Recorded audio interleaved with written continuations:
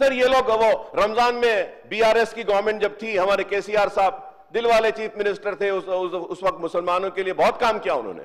Sir Ramzan में साड़ी देते थे, कपड़ा देते थे, अब रमजान में कुछ भी नहीं मिल रहा सर, कुछ भी नहीं, सिर्फ एक दावत मिलती है चीफ मिनिस्टर साहब की, इफ्तार की दावत, आ जाओ। सर हम बोलेंगे sir what is required is that sir कि आप ये इतने फंड्स दे दीजिए सर। अस्सलाम वालेकुम रहमतुल्लाहि व बरकातहू।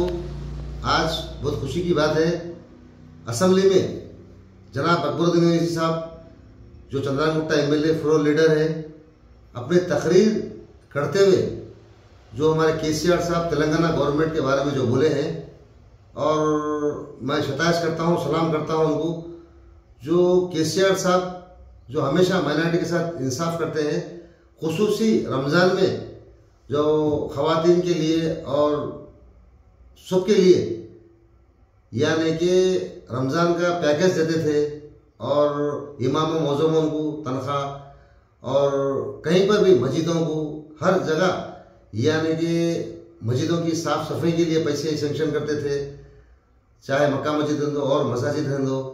तो अकबरुद्दीन साहब जो वहाँ पर आवाज़ उठाए, मैं उनको सलाम करता हूँ और उनकी लंबी उम्र के लिए दुआ करता हूँ। और अकबरुद्दीन साहब ऐसी एक शख्सियत है जो हक़ बोलते हैं।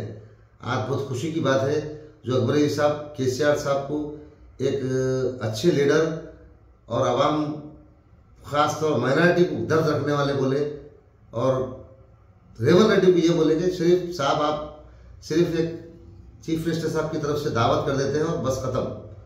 तो मैं बहुत बहुत शुक्रिया अदा करता हूँ अकबरुद्दीन साहब का। हमको ऐसे लीडर की ज़रूरत है जो हमेशा चाहे कुछ भी रहने दो, हक़ रहने दो, जो सिर्फ माइनॉरिटी के लिए आवाज़ उठाते हैं। अब जैसा कि देखिए, आप कांग्रेस गवर्नमेंट आकर 17 महीने के ऊपर हो गया है, 16 महीने, मगर आज तक माइनॉरिटी के साथ इंसाफ नहीं मिला।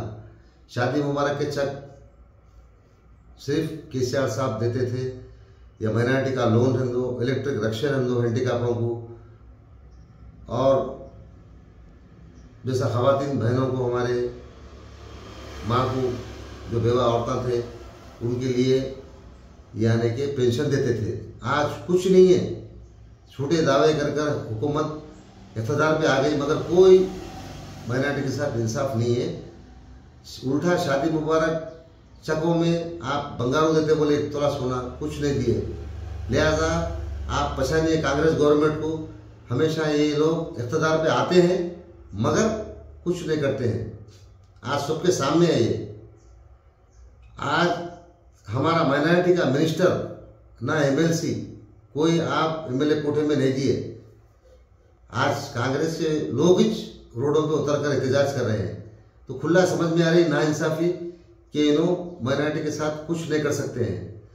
जैसा कि आप मैसरम कॉन्स्टिट्यूंसी में हमारे पी सबिता रेड्डी एमएलए, उन्होंने यानी कि अगले साल भी माइनॉरिटी को राशन किट दिए, माइनॉरिटी के लेडीज़ को पैकेज दिए, कपड़े दिए, हमारे dynamic chief leader Kartik Reddy अन्ना वो लोग मिलकर, यानी कि बीआरएस के हर एमएलए और बीआरएस के केसीआर साहब सब चीज़ करते रहे, मगर आज नाइंसाफ़ी हो रही है, ये सबके सामने। आज आवाम खुद चाह के केसीआर साहब की तारीफ कर रही है। कोई इलेक्शन नहीं है, कुछ भी नहीं है, क्योंकि इसलिए वक्त चले जाता, वक्त जाने के बाद लोग याद करते अच्छे कामों को। तो आने वाले वक्त में इंशाल्लाह फिर एक बार केसीआर साहब यहाँ पर सीएम बनेंगे या केटीआर साहब बनेंगे, मगर कांग्रेस जो है इक़्तिदार से ख़त्म हो जाएंगी, क्योंकि आवाम के साथ जो भी रहता है, आवाम एक मौका देती है हर किसी को इक़्तिदार पे बिठाने के लिए, उसके बाद फिर इक़्तिदार ख़त्म हो आता है। सरासर रेवंत रेड्डी जो है उनके अपने लोगों के साथ, जैसा कि फिरोज़ खान है, उस्मान मोहम्मद खान है, उस्मान अल हाजरी है, ऐसे कई दिग्गज लोग हैं जो कांग्रेस जब सो रही थी, जब ये लोग जगा कर लॉकडाउन में काम करते हैं, मगर उनके साथ नाइंसाफ़ी है। तो इन गैरों के साथ क्या इंसाफ करेंगे? इनको कोई दर्द नहीं है। लिहाजा केसीआर साहब हमेशा इंसाफ करें। आने वाले वक्त में हमारे तेलंगाना में बीआरएस की गवर्नमेंट होगी, और पी सबिता रेड्डी मैडम जो है, जैसा कि हमेशा आवाम के दरमियान में रहते हैं, ख़ासतौर माइनॉरिटी के साथ। तो फिर एक बार मैं अकबरुद्दीन साहब का शुक्रिया अदा करता हूँ जो असेंबली में हक़ की बात करे और हक़ बयान जारी करे। और एक जो बात है क्योंकि तेलंगाना गवर्नमेंट जो रेवंत रेड्डी